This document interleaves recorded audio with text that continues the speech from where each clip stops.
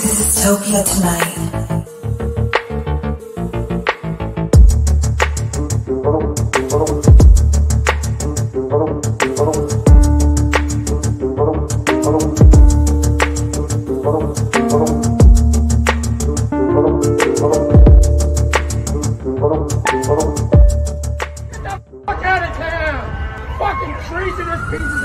Dystopia tonight. Hey, welcome to Dystopia tonight. I don't know why I look surprised, like I didn't know we were doing a show. But welcome to Dystopia tonight. I'm super pumped to do this show today. I have a special guest, somebody who I've listened to for years when I was on the road. Great singer-songwriter, Frank Turner will be on the show with us. He also describes himself, or no, it's in his Twitter bio, a quote, my favorite Twitter bio ever, irredeemable shit-lib indie folk singer. So I want to ask him about that as soon as we get him on here.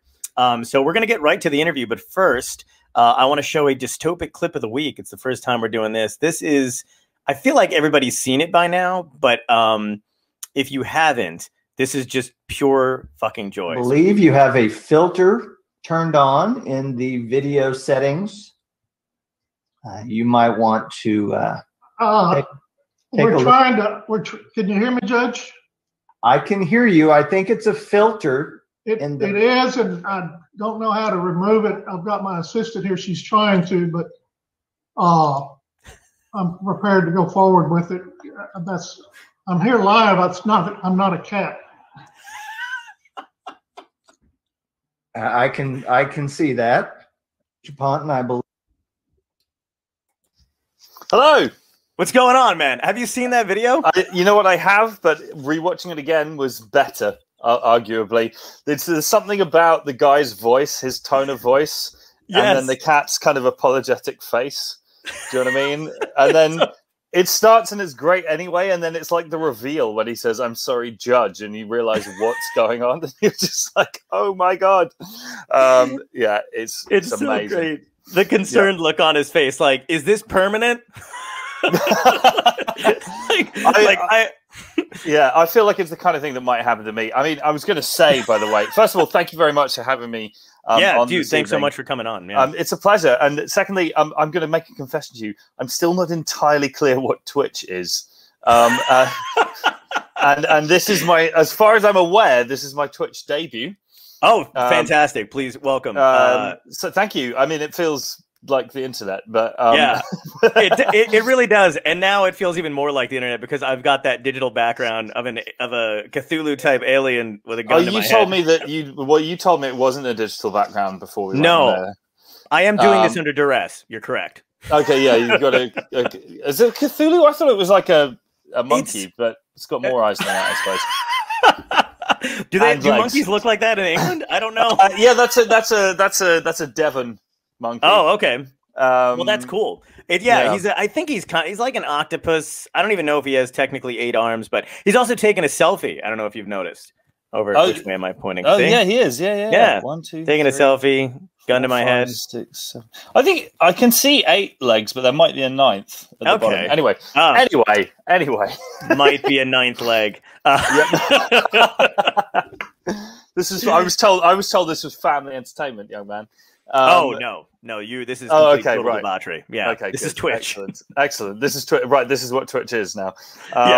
At least it's not Parler. Which is another thing that I've never been on, for the fucking record. Just to make it clear, neither one of us was at the Capitol. No, I wasn't allowed to get on the plane. I'm kidding. This incidentally brings me to the thing we were discussing before we came on air, and this I'm going to watch this. I'm going to bring together numerous threads right now. So you and I were talking about the fact that it's 9 p.m. here, and it's 4 p.m. for you, and usually you do this a bit later. Is that right? Yeah. And I was like, I'm not sure if I can do this at 1 in the morning. I'm getting old. I go to bed before then now.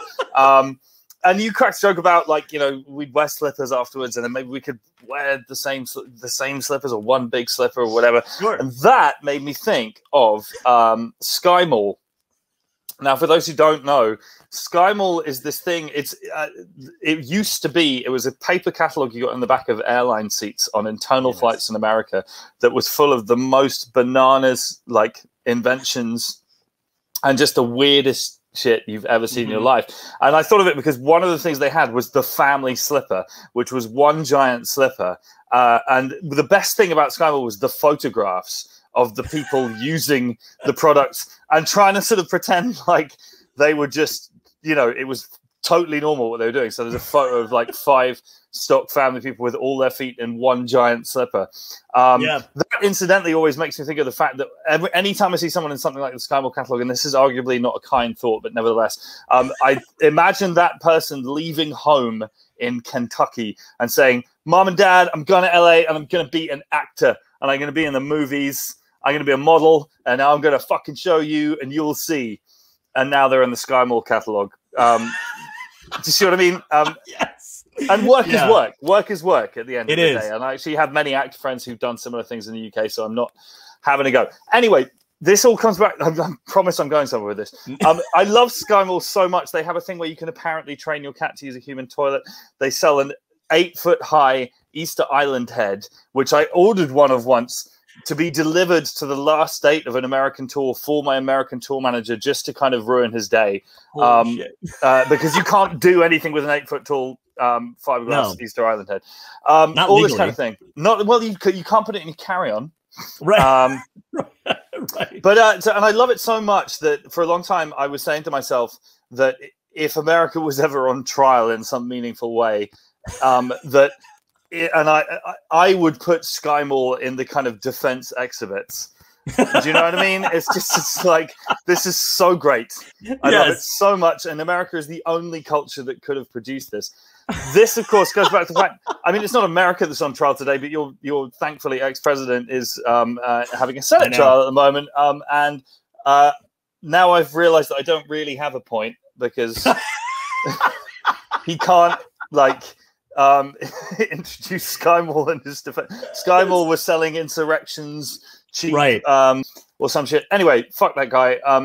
But Skymall's amazing. Hi, how are you? I'm amazing. Now I feel much better than I did before coming on here.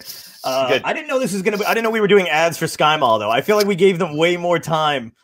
Well, that I was prepared to. I'm unfortunately, given this has sort of come up while we were talking, I haven't been able to like Google the current state of play of this. But a few years ago, the word came out that Skymall was going under. It was declaring final bankruptcy, whatever.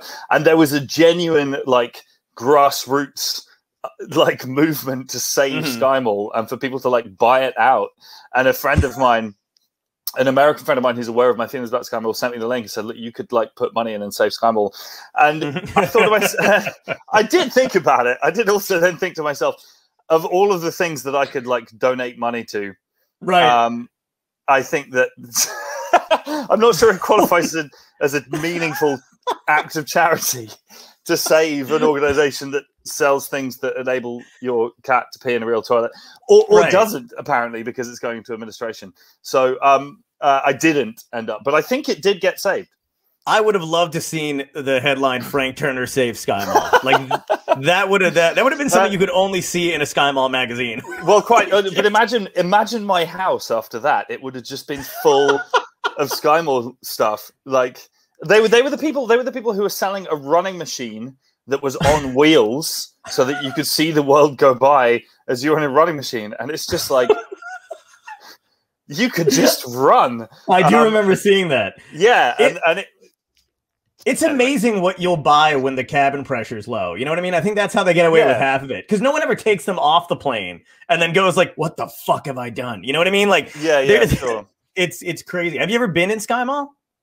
Well, I think it's just a mega. I mean, I've been in there. No. I mean, like, have you been interviewed? Like, have you done? Because they had those. Yeah. I don't think that, because Skymall was like a thing unto itself. I don't think that they had. Or at least I didn't ever see them have like a kind of magazine section. It was swear just to God. It might have done, and if it did, I'm now extremely annoyed that I've never been in it. Yeah, I think unless it was I think I was almost interviewed for Skymall. I'm not even kidding. Unless it was fucking, it didn't go over. It didn't happen. But right, I was like excited because I thought I'd be in Airplane. You know what I mean? Like if people, not that anybody gave a shit, but I was like, it was like, yeah. But that's why I think I'm gonna get you into Skymall somehow. I think that's my mission now. After this. Finally, I come on here. I give you a life purpose. I mean, you know, it's just if Twitch can do anything, it can get people on Skymall. They seem to have turned into a regular online store. Oh wow. Okay. I mean, I'm not going to look at it now because we're having a conversation, but I sincerely hope they're still selling the maddest shit out there because it was genuinely insane. The shit they used to sell, including a giant family slipper. And you and I have never met in person, and on the day that we do, I hope that one of us has the forethought to somehow purchase a giant slipper. Well, now it's going to happen. Absolutely. When we get back to normal times, we'll meet up and we'll get a giant family slipper. We should go on tour in a giant family slipper together. We might need a few other people to justify the size. I'm not sure they do a 2-person one. I think it's like 5 or nothing. We can just use that when we're fighting, and then we can just go to our own side of the slipper, and you know. I mean, move your feet to the other side. You don't get your whole body in there. It's like. I was literally here's the thing, I'm Italian, and when you say giant slipper, I automatically think Mario when he's hopping in that thing. Oh yeah, okay. Did you yeah. No man, yeah, good lord. I mean, so everybody wants in on the giant slipper. Okay, good, excellent. This is awesome. So where you're from? So you're coming. You're in England right now, right? I'm in England right now. Yeah. You have a fancier backdrop than me with Cthulhu and all that kind of thing. Yeah. I moved house last year, and nice. At the end of last year, and my wife and I are still kind of unpacking a little bit. I've sat myself in the area with the bookcase that I put up myself. But the rest of the room doesn't need to go on the internet right now because it's full of crap, because we're still surrounded by boxes and all that kind of thing. So okay, yes, cool. I moved out. I lived in London for more than 2 decades, and it was, I don't know about you, like this last year has been a moment for reevaluation, and a lot of maybe one days has become, well, why not nows, if you know what I mean. So absolutely. Yeah, for almost everything, career stuff, you know, life stuff, everything. Right. And my wife and I had long had this kind of sort of thing that one day we'd move to the sea, move to the coast, because I've got this like massive thalassophobia thing going on. I love the sea, and nice. You know, and it was kind of like, well, the other thing is, I don't know if you guys have. There's an app in the UK called Rightmove, which is like a national like property website. I call it Tinder for houses because it literally is. You put in some things you're interested in, and then you can like swipe through houses. It's crazy. Oh, that's cool. And you know, my wife and I, whilst completing Netflix during the first lockdown last year, were just swiping through houses, and we found a place that we liked, and that's awesome. Then we fucking moved here. So there was a window right there, and the sea is about 100 meters over there. Oh, that's fucking sick, dude. That's awesome. Congratulations. Thank you. My grandfather's from Brighton. My family's from Brighton. Okay. I'm like a quarter English, so he's from Brighton, and I have an aunt and uncle who live in Bournemouth, England. Interesting. And I've never been to either. I've never been over there. That's South Coast, and that's cool because I grew up. I'm sort of from the South Coast, and I'm now living on the East Coast. So I've definitely, which if we want to get historical about this, the South Coast area was settled by the area I'm from is Winchester, which was the home of the West Saxons in the pre-Norman Conquest era, and the area that I'm in now is called Essex, which is an abbreviation of the East Saxons. So the Saxons being the tribes who came over from Germany in the like I say, the sort of dark ages. And when I moved here, an old friend of mine texted me and was like, man, West Saxon goes to East Saxon. Man, that's some bad shit. And I was like, man, that shit, that fight ended long time ago. He's still holding a grudge. He's like, apparently, traitor. So he doesn't even live anywhere near. He lives in Oxford, which is nowhere near either of these places. Yeah. But nevertheless. So is it the same? Because I'm in Jersey, and that's the same. Like, no matter where you live in New Jersey, like, there's this dumb feud all the time between whether there's a central Jersey or not, which is just fucking stupid because there's a center to everything. You know what I mean? So, like, but there's people who don't. There's just a North and South Jersey, and that's it. Oh, but yeah, there is So, like, but no matter where you're from, somebody's always disgusted that if they think you're from somewhere else. Like, God forbid you make a mistake. Well, it's been interesting you're from Jersey because I have a theory I've done a lot of touring in the States. I know, sorry. Like Essex and New Jersey are quite transferable in terms of like geography and stereotypes, in the sense that like some parts of New Jersey are basically New York City and some parts are fucking miles away from New York City. Same as Essex. One part of Essex is basically London, and where I am is an hour and a half away from London, which is about 1,000 miles in America. And similarly, I mean, there's a lot of jokes about Jersey girls transfer to jokes about Essex girls and that kind of thing, and they're kind of bullshit. So I feel like I've moved to the New Jersey of the UK. And happy about that I am too. And in fact, if I'm going to extend this metaphor way past breaking point, I'm going to think of where I live now. I'm not going to say exactly where I live now, but I'm thinking of the town where I am now as maybe being a little bit like Asbury Park. Oh, all right, dude. That's great. It's not like Asbury Park here at all, but it, you know, that's my new theory. I love Asbury, man. Asbury. You've done shows there, right? Many times, and the Asbury Park punk scene is amazing, and like there are houses there I used to sleep on the floor, and just there's a lot of great bands out there, and used to play the Lanes all the time, and I've played the Wonder Bar, and I've played the Stone Pony, which was a huge thing for me. So I know well, and incidentally, as I'm sure you know, but I didn't know, Asbury and Asbury Park are two separate places. So, so for example, if you were a young English musician on your first ever solo tour of the USA, which was literally solo, it was just me, and I didn't drive at the time, so I was getting around by kind of public transport and bumming lifts and Greyhound buses and all this kind of thing. It's probably useful information to know that they're different places. Did you tell me you didn't make it to a gig?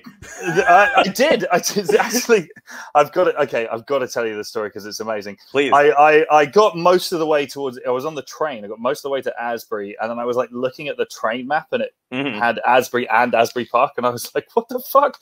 And managed to kind of recalibrate. And it was I was going to the Lanes. It was the first show of a tour called the Revival Tour with a guy called Chuck Reagan, a guy called Tim Barry, a guy called Ben Nichols from the band Lucero. And we were all, and Chuck Reagan from Hot Water Music and all this kind of thing. So I was joining the tour. I was the unknown. I was the English guy opening up the tour and all this kind of thing. And I was really excited. These are some of my favorite artists. And so I'm running a little late. It was October, so it was kind of dark by the time I got to Asbury Park Station. And I felt like I was the only person who got off the train. And I didn't know where the Lanes was. And this is pre-Google Maps on your phone, I might add. Oh, God. And I had an address, obviously. And I had my rucksack and I had my guitar case. And I was like, I'm going to get a cab. And then I don't know if you've ever been to Asbury Park train station. Oh, yeah. Basically, there's not really a station. This train just kind of gives up for a bit. And then, you know what I mean? Perfect way to describe it. Absolutely. So I got off the train and looked around being like, shit. And then there was one cab, right? So I went over to the cab. And as a Jersey person, I'd be interested in your opinion about this story. I went over to the cab thinking to myself, thank God there's a cab. This is going to be fine. Right. So I go up and I knock on the window. The guy's like, yeah, where you headed? I said, the Lanes. He said, no problem. I threw my stuff in the trunk, as you would say, the boot, I would say. Yeah. And I got in the back of the cab and was sat down and was like, let's go. And he didn't go anywhere. And then about 2 minutes later, someone else came and got in the cab and told them where they were going. And I was like, this is my cab. Like, you know, why are you getting in my cab? But the driver seemed cool with it, and I was very out on a limb at this point, and I was like, I guess maybe this is how cabs work in Jersey. The guy still didn't fucking go anywhere. And then an elderly African-American woman with what I'm presuming is her granddaughter came, and they got in the back with me. So now there's somebody in the front, and I'm in the back in one corner, and there's this kind of like 8-year-old girl in the middle, and then her grandma in the corner. And so now the cab is full. And the cabbie starts driving, and he's told these other people told him where he's going, not said another word to me, and then starts driving, and I'm sitting there thinking, am I being kidnapped? It's like, what's happening here, please? And it's the reverse taken. And I was kind of clearly looking a bit fidgety because this girl and this sort of 8-year-old girl who was so like sweet and lovely and sort of angelic, she kind of looked at me, and she looked at grandma. She looked at me, she looked at grandma, and she went, who's this guy? And I wanted to say, who the fuck are you? Yeah. This is my cab. I got in the cab first. Anyway, I didn't say anything. I was just like going, oh, what the fuck? And then we dropped off the guy in the front, and then after about 5 minutes, then we drove 5 minutes somewhere else. We dropped off those two, and then the driver drove back and then dropped me at the lanes, which is literally a stone's throw away from the fucking train station. And that was my arrival in Asbury Park. Amazing. Yeah. He was probably like, "I'll drive you, but I'm not. I'm fucking waiting for." Right. I guess that might have been part of it. He was like, "I'm not fucking driving over there." That was absolutely it. He was being a man. He could have just told you like, "Hey, you can just walk down there," and he was like, "I'm going to do it, but I'm not just leaving." But what he didn't know, and what I perhaps should tell him is, I was in a place where it was like, "I will give you at least $20 for this journey because I'm fucking tired and on my own. I don't know where I'm going, and just." Take the money up front and just take me there, even if it's literally next door. I don't care. But I didn't say that. So have you seen now in the days of Uber? Because I've done this a few times where I've gone, like I've flown to do a gig somewhere, gotten out and mistaken a regular car for an Uber and had somebody like nearly freak the fuck out that I'm getting it. Like I've thrown my luggage in, you know, when you like open, like I got out of the LAX, thought I saw like a little blinking Uber thing in somebody's car. I don't know what I thought it was. I was probably just delirious. Got in, opened my door, threw my bags in first. Like I just saw like the driver kind of panic, but I was like, maybe they thought like, oh, they were going to help me with my bags. And I got in, they were like, get out. I was like, fuck, I'm sorry. I've never done that myself. I have a story about that, and I'm going to try and tell in a kind of circumspect and legal way, but it's about a friend of mine. It genuinely is about a friend of mine. We won't air this part. Just tell me everything. Is that how Twitch works? Okay. So a friend of mine he was at a house party. It had been going all night, and he wanted to buy some illegal substances, some weed or whatever, and right. He like called his guy or whatever, and his guy arrived, and he went outside and he got in the wrong fucking car. He got in the car of like a middle-aged housewife who just dropped her child at school. Holy and like shit. Got in the passenger seat and just like, you know, doing that thing where you don't make eye contact and just like put money down, like next to the geared stick or whatever, and was like, yeah, cool. And she was like, get the fuck out of my car. And he is like a pretty kind of skittish dude at the best of times. And he was like, fuck. I mean, I wasn't there, but he told me the story and like, right. You know, shit himself and like jumped out of the car. And then she like threw the money out of the window. And then I think like his guy had like seen this happen and was like, oh no, fuck this, and driven away. So I feel like there's so many. So even before the days of Uber, any of that kind of shit, like my grandfather was legally blind when he was around, so he couldn't drive. So we'd have to drive him everywhere, you know, whatever, the store and stuff. And we had dropped him off to go inside like a Home Depot or whatever. And I think we had like this. This is a story that I remember my family telling me.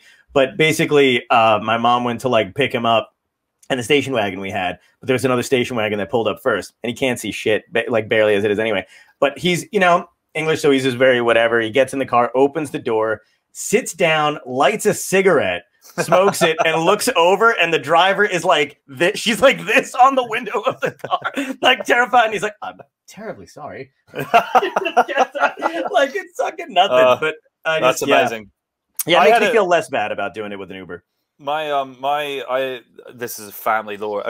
One of my great grandfathers who I never met, obviously, but like the story that my dad's family is very sort of Klannish, if you know what I mean. Like I know all my second cousins and my third cousins.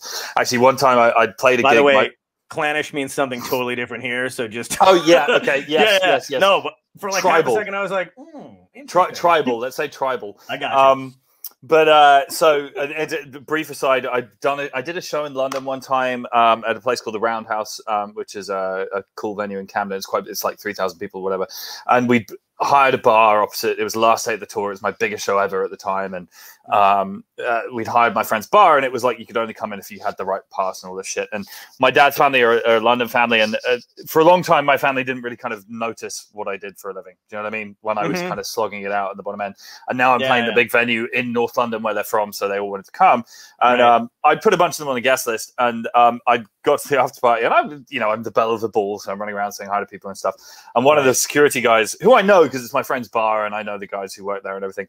Comes over to me and he's like, I'm like, how you going? Are you having everything all right? And he's like, man, I'm having a nightmare at the door. There's this massive crowd of arseholes pretending to be your cousins. And I looked over and I was like, yeah, they're my cousins. And he was like, are they all your cousins? And I was like, yeah, they're definitely all my I've got like 30 first cousins or whatever it is. Oh my God. So anyway, but there was a story about my great-grandfather, and this would have been, I'm guessing, in kind of like the 20s or the 30s or something like that. And he apparently had a theory that the camber of a road, you know, the way a road is generally sort of curved like this, was like, had nothing to do with rain runoff or anything like that. It was a conspiracy from the tire manufacturers to make you wear out your tires in an uneven fashion if you drove on one side of the road. Wow. And therefore you need to replace your tires more often. And somehow they managed to like capture the road building industry to get in on this shit. And so he apparently used to drive at like 20 miles an hour in the dead center of the road, wherever he went, in a kind of like, fuck you guys. Oh, that's beautiful. I'm not going to wear out my tires. This is me. And apparently when he started doing this, it was kind of like, let's say the 20s or whatever. And this was a period of time when there's not much traffic on the road and everyone drives really slow. So it's kind of okay. And then by the end of his life, when he was kind of ancient and blind, he was still doing this shit. And, you know, and it had become dangerous. Like motorways exist at this point, this kind of thing.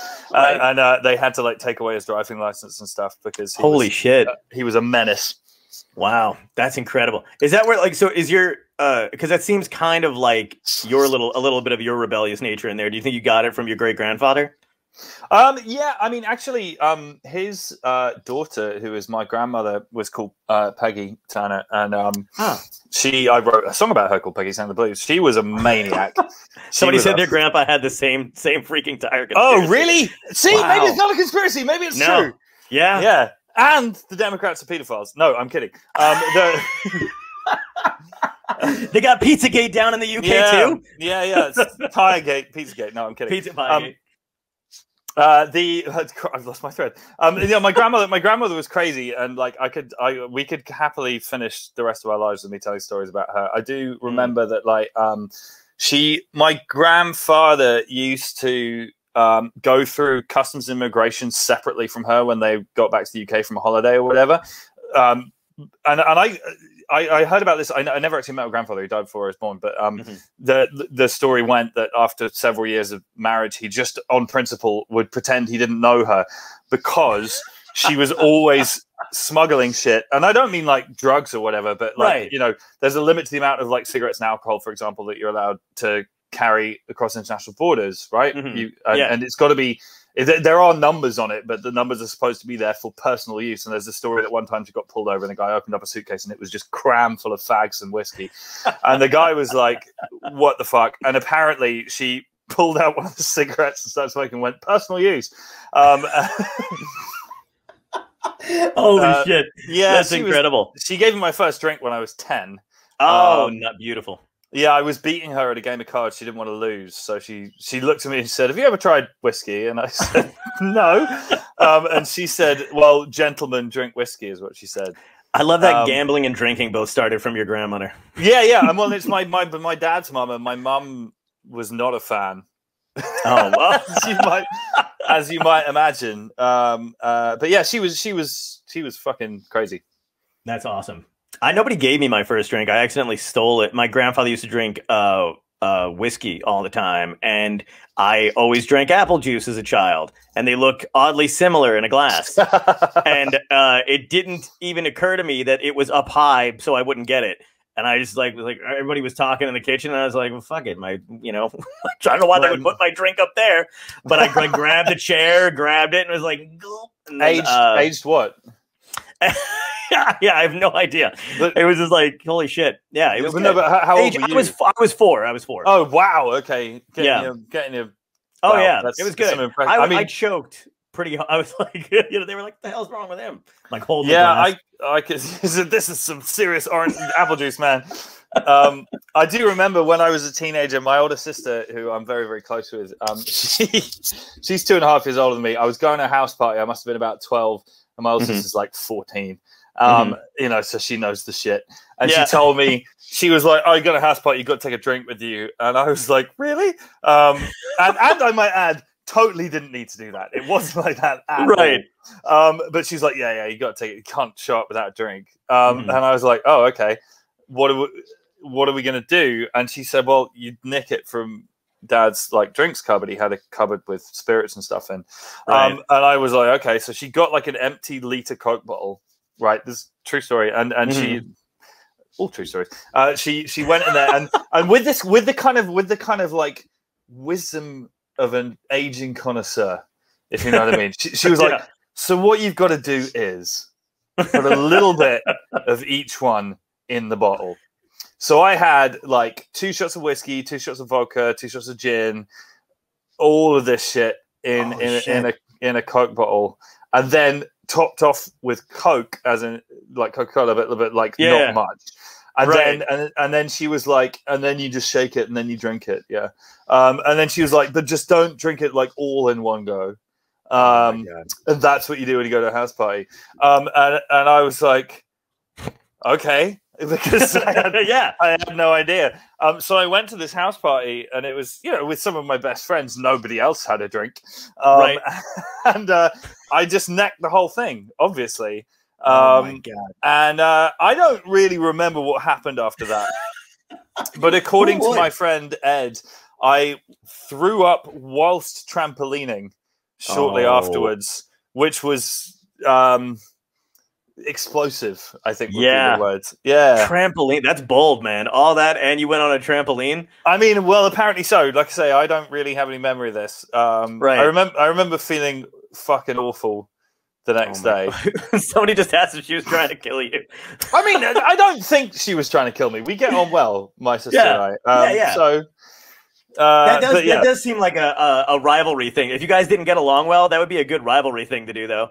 Right, totally. But I mean, we've almost always been tight. There was a moment in time when my mum, for reasons that now escape me, insisted that I get judo lessons at school. I think it was because for like 10 minutes. I think it was because I didn't do any other sports and I hated sports and I was really not a sporting kid. And it was something that came up that I didn't immediately reject because I'd seen Karate Kid and it was sort of adjacent to that or something. Yeah. And it was, you know, it was judo at an English school. So it was a bunch of scrawny, disinterested, spotty little kids shivering in ill-fitting pajamas with some fucking psychopathic ex-army dickhead. Like, do you know what I mean? Like, really taking some of his frustrations at the way his life worked out on these, like, just tossing kids, just like, and then you slam them to the ground. Wow. Yeah, and you know, and then you take the dog tags off. But like, but you're like, what dog tags? Yeah, so I did this for like, I mean, in my memory, it lasted for, I did it like 3 weeks or something. I do remember that I came home and like went up to my sister and was like, "So if you put like one hand here," she was like, "Okay," and I was like, "You put the other one here." She's like, "Okay," and then I went, "What's that?" and slammed her on the floor, and she was. Shit. Wait, somebody said talk about the harp grade 1. What is that? Oh, for fuck's sake! Down there. This is my dark secret that I can't even remember. This is the problem with fucking lockdowns. I've started revealing my dark secrets. I did. I do have grade 1 harp. Oh, okay. I mean, I can't remember anything about it, but I basically I was at school and I was doing piano lessons. They weren't going very well. This is prior to me discovering the music of Iron Maiden, so I didn't really give a fuck about music conceptually. I was getting like regular old piano lessons, which I hated at the time and not doing very well. And then I can't really remember the details, but they're like, the school had a harp and they're fucking enormous, particularly if you're like 10 or 9 or whatever. I dated somebody who played the harp. They're like gigantic. Yeah. So, and I think somewhere just sort of suggested that I could do this, and I did for like a year or something. And then I remember that I did it, and then I stopped because I moved schools and they didn't have a harp at the new school. And my mum initially was like, "Well, we could invest in one if that's a thing that you're actually gonna pursue, as you would say to a child. And I was like, maybe. And then my mum looked it up, and like a harp cost like 3 times what our family car cost. And my mum was like, fuck off. You are not going to be a fucking harp player. So that was the end of my harping career. Wow. There is one Do you photo. miss it, though?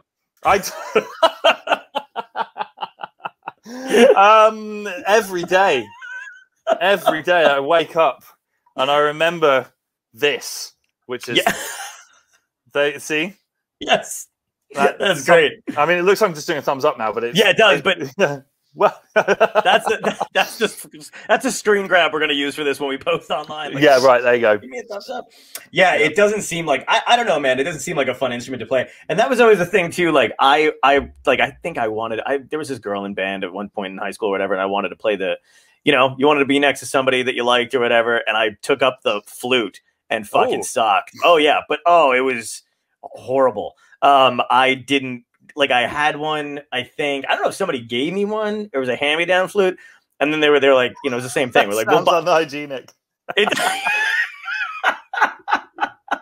Not to give it away, but didn't have the money for a flute. I mean, to be honest, it sounds like a terrible metaphor. But anyway, yeah. Oh no, it totally does. Yeah, it's an American Pie reference. It gave me a hand-me-down flute. By the way, I read a news report the other day that said they've done tests, and of all of the instruments, they're doing particle emissions tests on everything now, and apparently the flute is the worst. The furthest projector of saliva particles. So now if you have any way of contacting this person or are still in touch with this person who you were trying to impress. Yeah, I could be like, hey, heads up, you I already spit all over you, so Yeah, we're good. Let's just get together. That'd be a great text to send out when you're bored when you're bored in fucking quarantine. Oh god. Oh wow. That's it though. What was the first instrument you did learn how to play? Was it just piano, or you gave up on that? I had piano lessons because my parents are middle class, and so am I. So and that's the thing that middle class people do. So and I was riotously shit at it because I didn't practice, because I was doing I did grade 2 piano, and then I did grade 1 and grade 2. And and I remember that this was around the time that I discovered metal. I discovered Iron Maiden sort of randomly, having not really engaged with any kind of modern music because my parents didn't listen to it. I had this moment in time in my head. This happened in the same week. That's almost certainly not true, but I discovered the music of Iron Maiden through a friend of mine's older brother, and then the Freddie Mercury tribute concert was on TV. Nice. It was Metallica, Guns N' Roses, Extreme. Let's forget about Extreme. Black Sabbath. It was just an unbelievable lineup, and me and my older sister just sat there going, "What the fuck is this?" It was like rock music arrived. Wow. So, and this was how old were you? 10. 10. Okay. Wow. And so this was happening, and it was this huge moment in my life, and I was in the midst of these terrible piano. I'm sure she's a good teacher, but I hated it. I never practiced week on week, and then would do that thing, where you show up for a lesson, and you're trying to pretend that you have practiced, and you're like, oh yeah, I've had a bit of trouble with all of it, but I'll give it a go.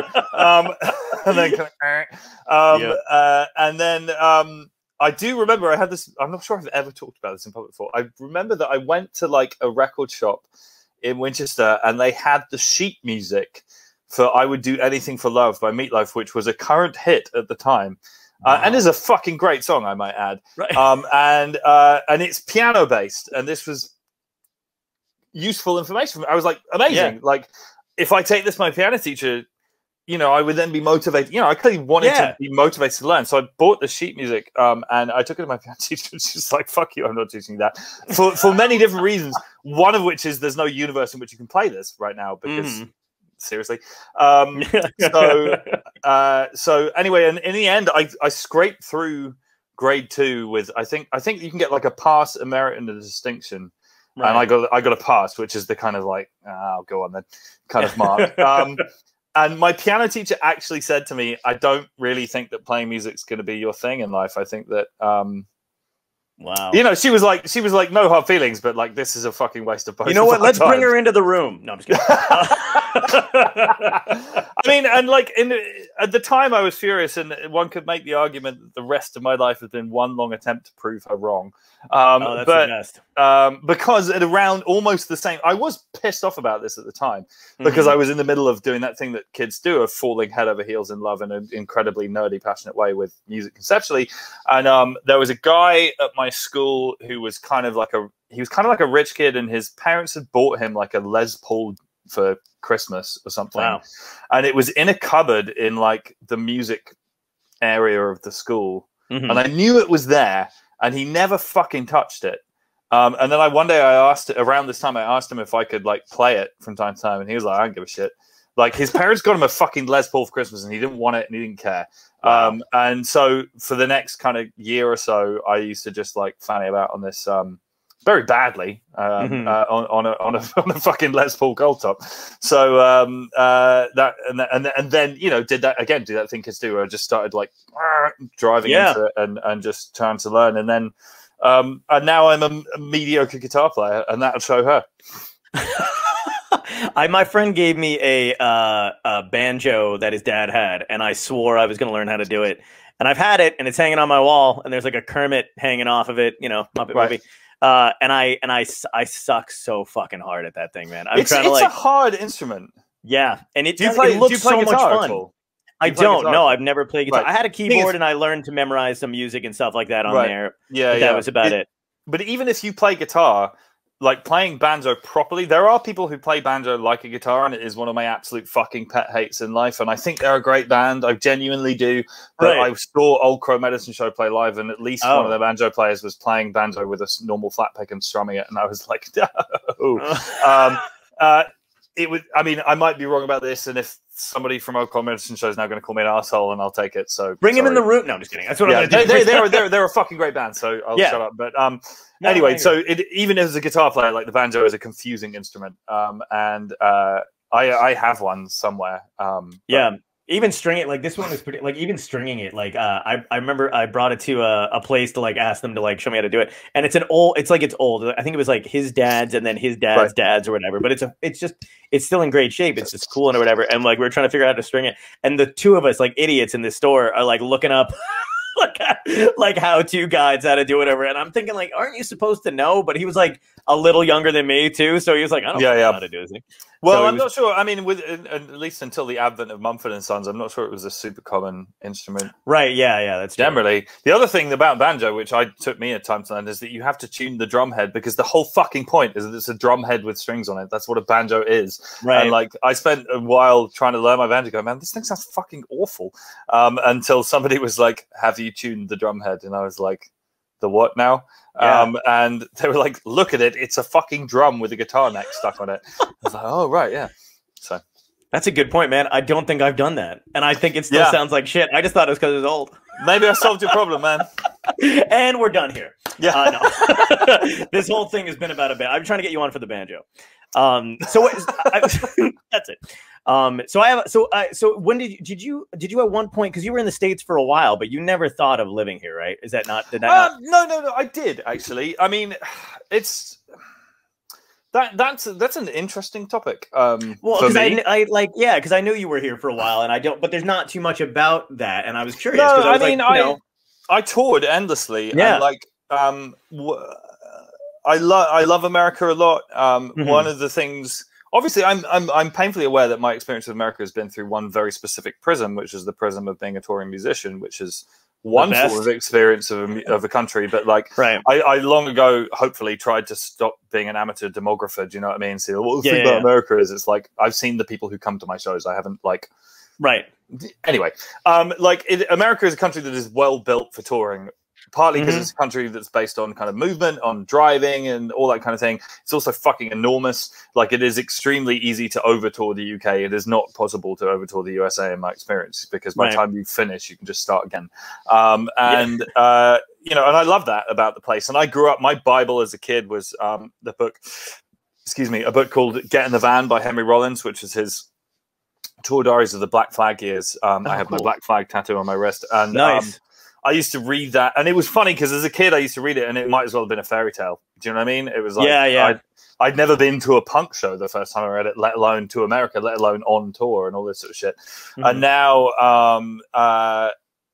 you know, that was a big thing for me. And so when I first got to the States touring, I was so excited to be there. And I did an awful lot of American touring. And I guess one of the things I'm kind of proud of is that, like, there's a lot of English bands who, for whatever reason, will come over and do, you know, New York, LA, Chicago, Boston, right, and call it an American tour. And it's like, and it's like, you know, I think I can't remember what I think I've done 44 states now. I've got a few left to go.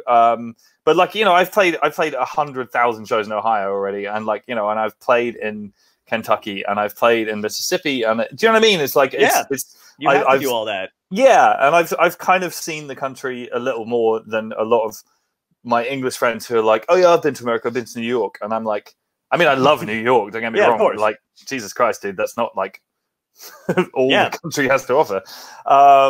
So, you know, I love that. I mean, there was a point in time when I guess I considered the merits of settling. I mean, at the same time, though, this was a point in time when I didn't have my own place in the UK.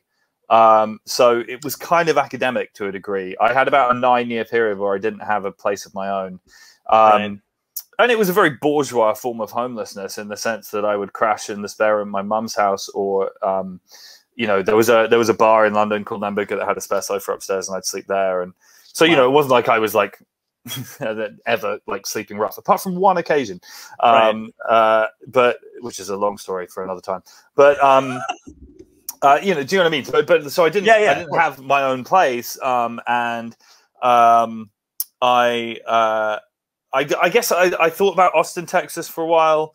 I thought about Fort Collins, Colorado, which I love. Yeah, so I did think about it. And for me, I guess if I was to move to the States, it would be that kind of thing. I'm not sure. I love Boston. I love New York. Right. I have learned to love LA. And in all honesty, I hated LA the first few times I went there. And that's a normal experience. Yeah. And I guess the thing about LA is it's not a city. It is not a city. It's a gigantic, out of control suburb without a center, which is really strange. Yeah. And, they just built something up in the middle of the desert. Everybody came from all different places, and they're like, "Yeah, I guess we're going to live here." And and there's something really quite sort of like almost like psychologically odd about the fact that there's no center to navigate around. You know, in any given city, you tend to kind of figure out where you are vis-a-vis a center or at least a couple of centers. Kind of thing. Like, you know, in New York, it's like, you know, where kind of like Manhattan is or downtown or whatever. Yeah. And, there's a structure to New York, and it feels like LA is very fabricated. Like there's not, like, I don't feel real when I'm there for whatever reason. Every time I've had to go to LA, I lived there for a while, and it wasn't a good, like, it just felt like I wasn't existing really. I don't know why. And I just sort of remember like everyone going on, oh, you've got to go to Silver Lake. And I went to Silver Lake, and it's like a sort of 3-block area that constitutes Silver Lake. And it's all like single story, and you're like, oh, okay, I've been to Silver Lake now. Do you know, it's just like, what?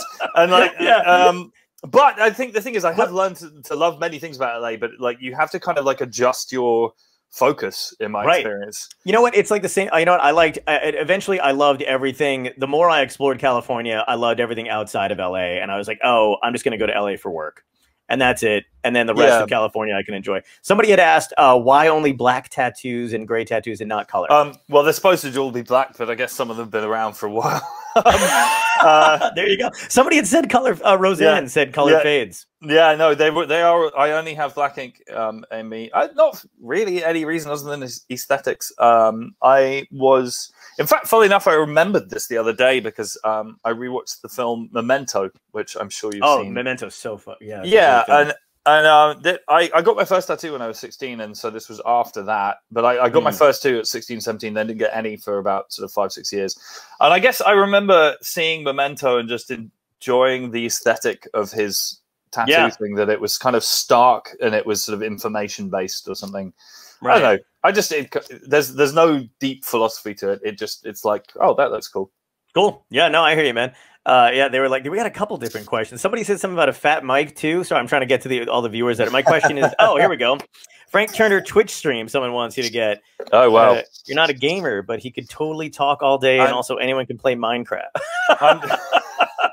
I'm not a gamer. I have to say, this is kind of an esoteric thing to talk about, but like, so my touring family and I have spent a lot more time communicating remotely in the last year than ever before for obvious reasons. In fact, generally speaking, we spend so much time together that when we finish a tour, we tend to go, and like not talk to each other for the 2 weeks we have until we have to live in a dormitory with wheels for another 4 months or whatever.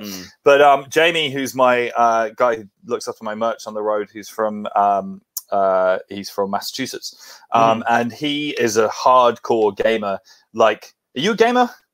I do play video games a lot. Yeah. I wouldn't say I'm a gamer because I stick to like very particular games. Like I never got into Halo where I was obsessed and playing it all the time over and over again like that. But I did like God, I'm trying to think. Like BioShock was a game I loved. I got addicted to those games.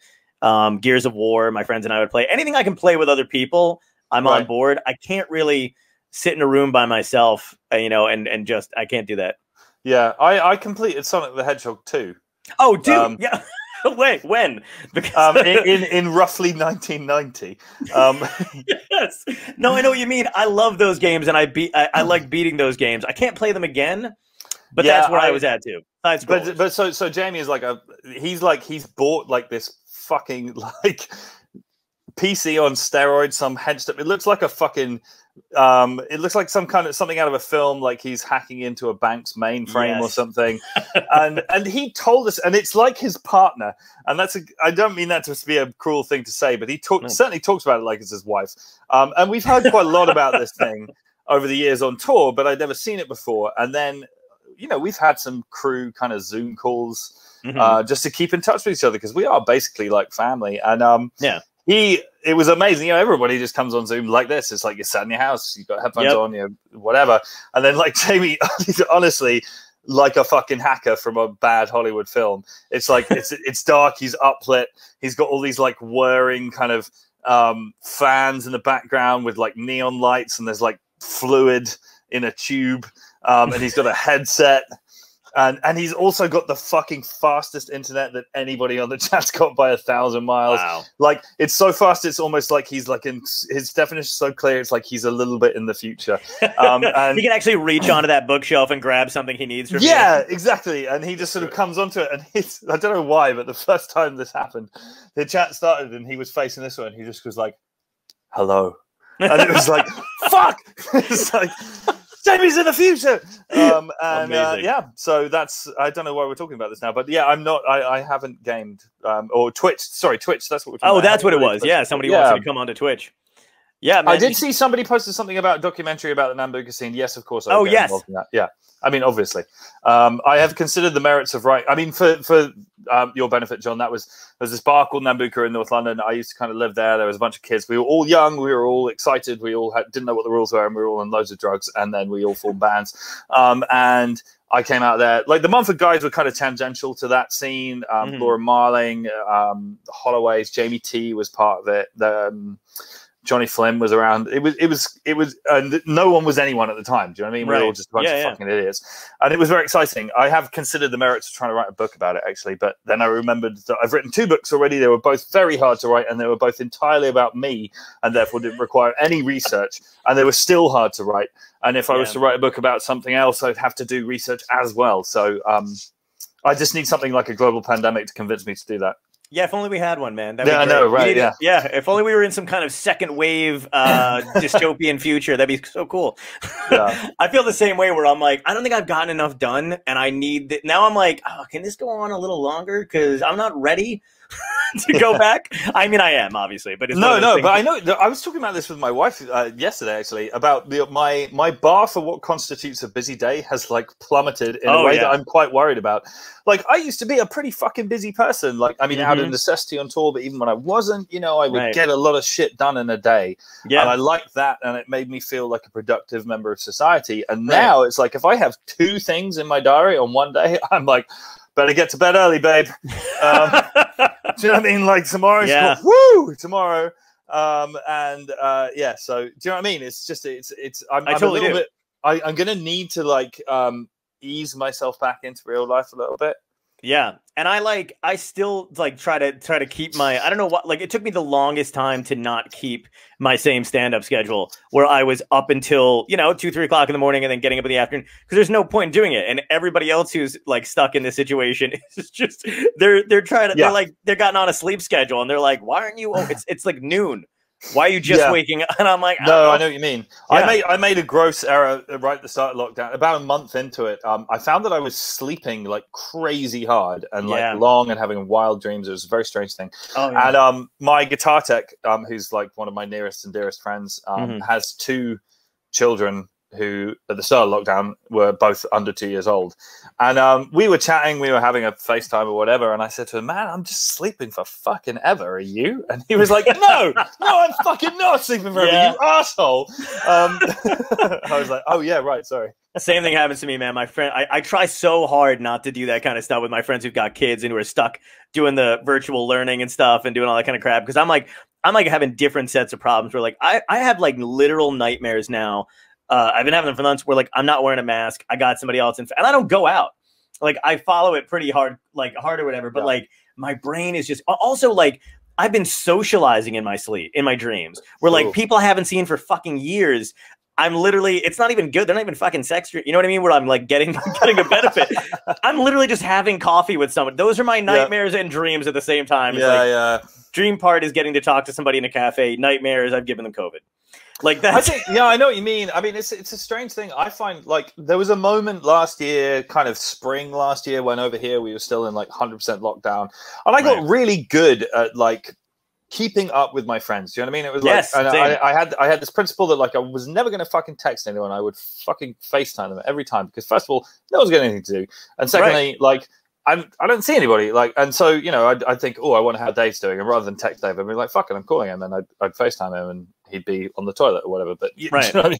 Give people a heads up. I've learned this. Yep. But so and I was really, really good at that. And like right now we're back in 100% lockdown over here. We have been all year so far, and I'm finding it to be the hardest one so far for a number of reasons. I think it's cold. It's not novel anymore. Do you know what I mean? Like there's no kind of like, ooh, crisis. It's just shit. And I've got really, really bad at my socializing. Yeah, I know, me too. It's weird how quickly, like in the beginning of this, for some reason, like, I don't know, it's shitty to say it out loud too, but I felt okay. I have no idea why that in the middle of a crisis when everything was coming down, but that's when like I went into like, okay, I know exactly what I have to do. We have to go to, we got to go out sparingly.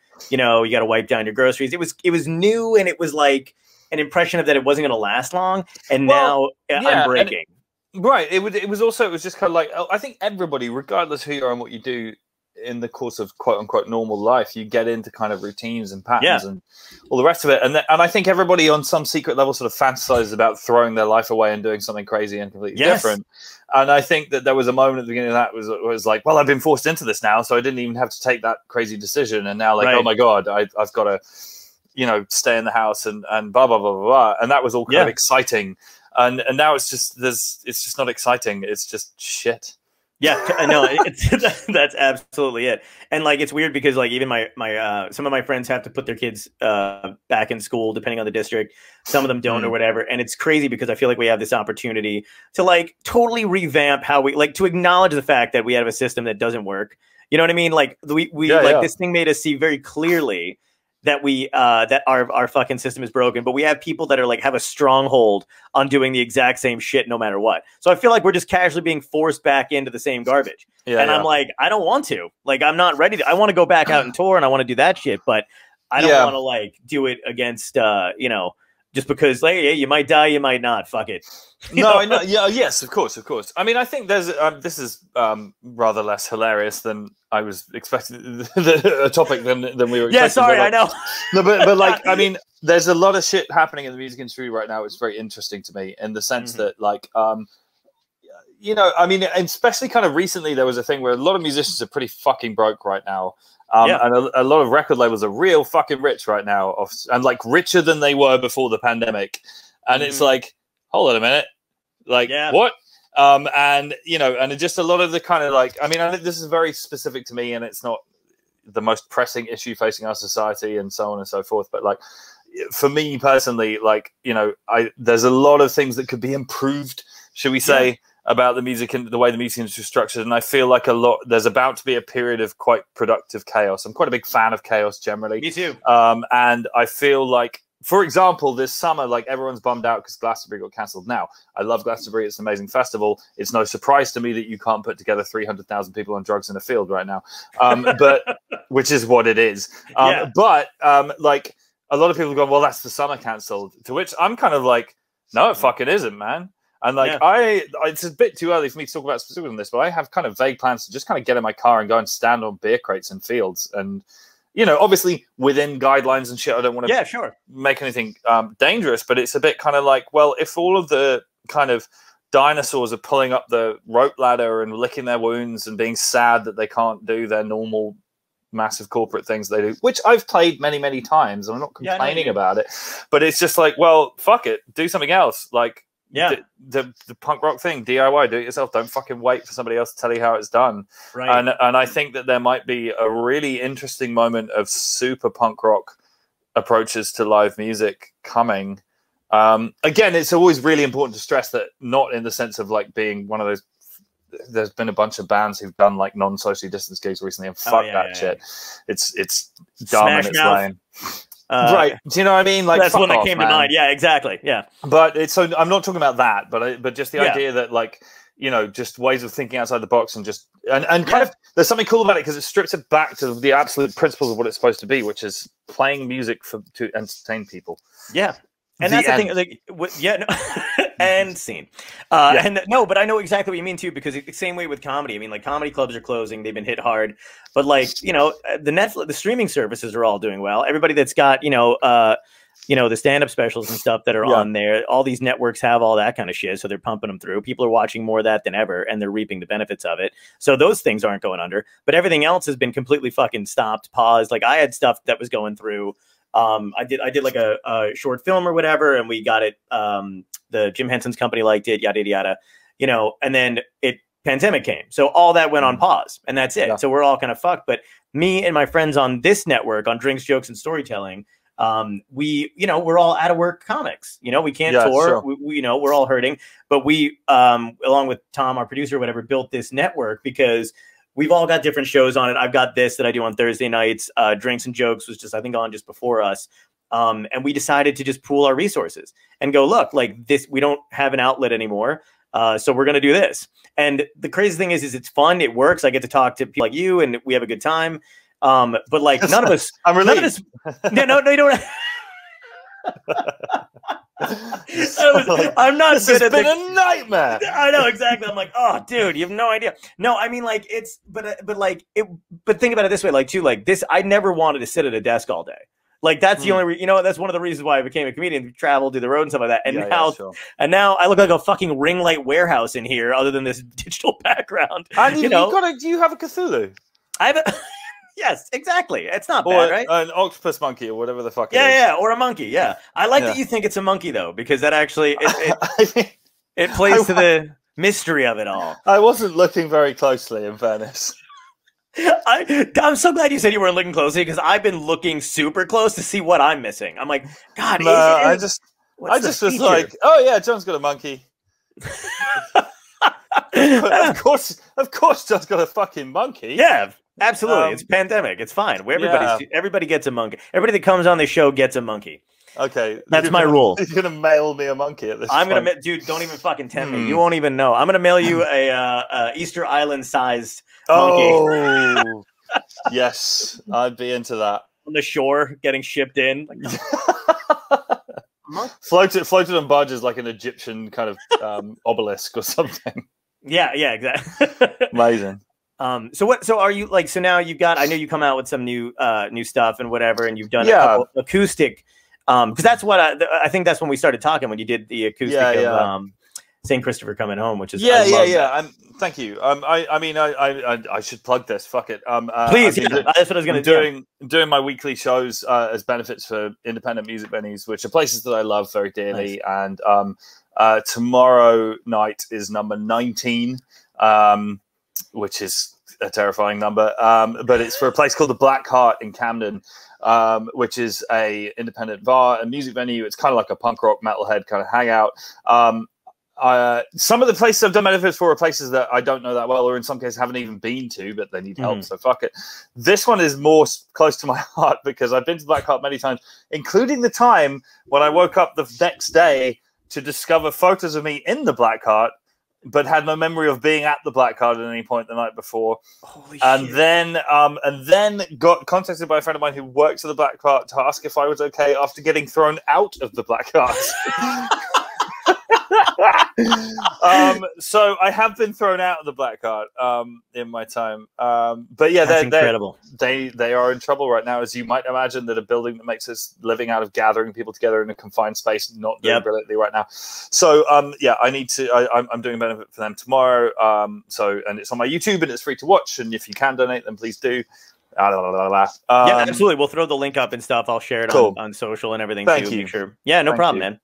Thanks. I mean, it's been an hour, so I said I wouldn't keep you for more than an hour, but I feel like, you know, I'm having an absolute blast, and let's do this again sometime. Yeah, please. I'm enjoying the screen doing this as well. That's really. I know. Exciting. I don't know what that. I'm not. Somebody's in control. It's all Someone's part in of control the. behind this. Is it Cthulhu? It's this fucking guy. I still have not gotten used to the reverse. Yeah, it's I'm not good at that. I'm like this. If producer is it what's your producer? Tom's here. If Tom is in charge of this, can you make it like flash, big picture, small picture, big picture, small picture? Yeah, can you do that? There you go. Yeah. Welcome. That was exciting. Anyway, it's been a blast. I would love to do this again sometime, but please do. I'm gonna love you and leave you because it is approaching my bedtime. I totally understand, man. Enjoy your slipper, buddy. I will reach my foot over searching for yours and find nothing. I like that this tied back into Skymall. That was really the. I'm glad I could throw in the slipper thing. I enjoyed that. Skymall. The outro.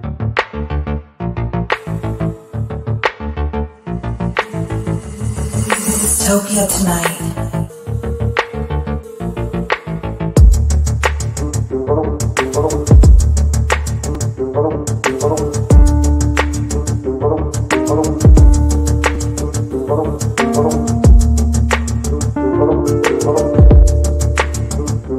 Thank you.